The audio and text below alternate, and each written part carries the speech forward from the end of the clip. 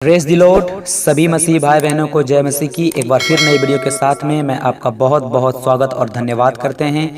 मेरे मसीह भाई और बहनों, आज जो हम बात करने वाले हैं कि हमें बाइबल किस तरह से पढ़नी चाहिए, क्योंकि बहुत सारे ऐसे मसीह भाई बहन हैं जो बाइबल को किस तरह से पढ़ना चाहिए उसे अभी तक मालूम नहीं है। और बहुतों ने हमें कमेंट किया कि कोई ऐसा वीडियो बनाओ जो बाइबल अध्ययन पर होना चाहिए, कि बाइबल हमें किस प्रकार पढ़ना चाहिए। तो हमने ये सोचा कि बाइबल हमें किस प्रकार पढ़ना चाहिए, इसीलिए आज हमने इस वीडियो को बताया है। और मैं विश्वास रखता हूँ कि यदि आपने इस वीडियो को पूरा देखा तो आज आप सच्चे रीति से जान जाइएगा कि जब भी हम बाइबल पढ़े तो हमें बाइबल किस तरह से पढ़ना चाहिए, उस समय क्या करना चाहिए।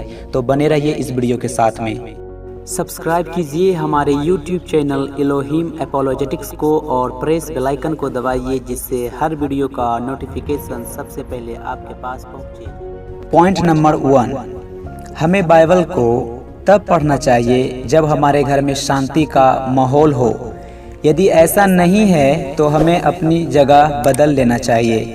हम बगीचे में भी जाकर बाइबल को पढ़ सकते हैं जहां शांत जगह होता है, या किसी और जगह जहां हमें ठीक लगे। पॉइंट नंबर 2, वचन पढ़ने से पहले हमें परमेश्वर से प्रार्थना करना चाहिए, क्योंकि वचन हम स्वयं नहीं समझ सकते हैं। वचन को समझाना पवित्र आत्मा का काम है, क्योंकि पवित्र आत्मा ही है जो बाइबल का असली शिक्षक है। पवित्र आत्मा ही हमारे ऊपर वचन का सही अर्थ प्रकट करता है और हमें समझ प्रदान करता है। पॉइंट नंबर 3, जब भी हम बाइबल को पढ़ें तो हमें उस समय एक कॉपी रखनी चाहिए, जिसे नोटबुक कहते हैं। और बाइबल को पढ़ते समय जो भी प्रभु हमें और आपको सिखाए वो हमें लिख लेना चाहिए। इसके बहुत सारे फायदे हैं, क्योंकि बहुत सारे बातें जो प्रभु हमें सिखाता है जिस समय हम बाइबल पढ़ते हैं, और यदि हम उसे नहीं लिखते हैं तो हम उसे भूल जाते हैं, और यदि हम उसे लिख लेते हैं तो परमेश्वर के वचन हमें याद भी रहेगा। पॉइंट नंबर 4, बाइबल पढ़ते समय कुछ ऐसे वचन भी होते हैं जो हमें समझ नहीं आता है, तो हमें बिल्कुल उदास नहीं होना चाहिए, बल्कि उस वचन को टिक करना चाहिए। उस वचन को लेकर प्रभु यीशु से प्रार्थना करना चाहिए। हो सकता है कि उस वचन को परमेश्वर अपने दासों के द्वारा, किसी अन्य विश्वासी के द्वारा, या किसी और तरह से परमेश्वर हमें बताए। पॉइंट नंबर 5, सबसे पहले जब हम बाइबल को पढ़ते हैं तो हमें दूसरों को बताने के लिए बाइबल नहीं पढ़नी चाहिए, बल्कि खुद के जीवन में लागू करने के लिए बाइबल पढ़नी चाहिए। आज बहुत सारे लोग हैं जो सिर्फ दूसरों को बताने के लिए बाइबल पढ़ रहे हैं। इस तरह वो फरीसी की तरह बन जाते हैं, जिसे यीशु ने पाखंडी कहा है। पॉइंट नंबर 6, सबसे मुख्य बात यह है कि जिस समय हम और आप बाइबल पढ़ रहे हैं उस समय बेहतर यह है कि हम अपना मोबाइल खुद से दूर रखें या उसे स्विच ऑफ कर दें।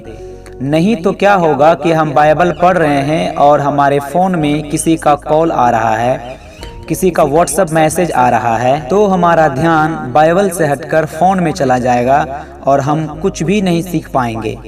और यदि हम बाइबल पढ़ते समय फ़ोन करते हैं, व्हाट्सएप पर चैट करते हैं, तो इसमें परमेश्वर की उपस्थिति का इंसल्ट होता है। तो ये बातों को ध्यान रखना होगा। पॉइंट नंबर 7, हमें सबसे पहले न्यू टेस्टमेंट, जिसे नया नियम कहते हैं, कम से कम 2 से 3 बार अच्छे रीति से पढ़ लेना चाहिए, ताकि हम यीशु के जीवन को, उसके क्रूस पर चढ़ाए जाने को और उसके पुनरुत्थान को और बाकी नए नियम की सभी पत्रियों को अच्छे रीति से जान सके।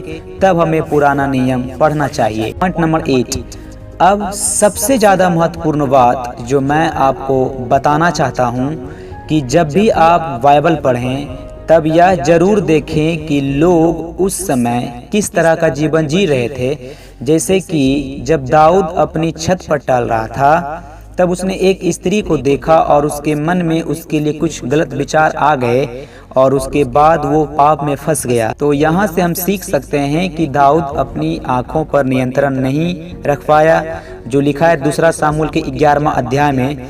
हम भी कई बार कुछ ऐसा देख लेते हैं जो हमें नहीं देखना चाहिए और पाप कर बैठते हैं। पॉइंट नंबर 9, सबसे मुख्य बात कि जब भी हम बाइबल को पढ़ें तो सिर्फ ज्ञान को इकट्ठा करने के लिए नहीं, पर खुद में सुधार लाने के लिए बाइबल पढ़ें, क्योंकि परमेश्वर का वचन हमारे जीवन को बदलने के लिए लिखा गया है। यीशु का जीवन हमारी ज्योति है। जब हम बाइबल पढ़ते समय यीशु के जीवन को देखते हैं तो हमें खुद पर रोशनी मिलती है, खुद पर ज्योति मिलती है कि हमें किस तरह अब जीवन जीना है। पॉइंट नंबर 3, बाइबल यिर्मयाह की पत्री अध्याय 33 वचन 3 में बताती है, जहां परमेश्वर यहोवा कहता है, मुझसे प्रार्थना कर और मैं तेरी सुनकर तुझे बड़ी बड़ी और कठिन बातें बताऊंगा जिन्हें तू अभी नहीं समझता। तो हमें परमेश्वर से प्रार्थना करना चाहिए कि परमेश्वर हमें बड़ी बड़ी बातें बताए अपने वचन से जो हम नहीं समझ पाते हैं। आई होप ये वीडियो आपको हेल्पफुल रहा होगा और आज आप जान गए कि हमें बाइबल किस तरह से पढ़ना चाहिए। और यदि आप सचमुच इस वीडियो के द्वारा कुछ सीखे हैं तो प्लीज़ कमेंट जरूर करें। परमेश्वर आपसे प्रेम करता है और वो आपके साथ है। जय मसीह की।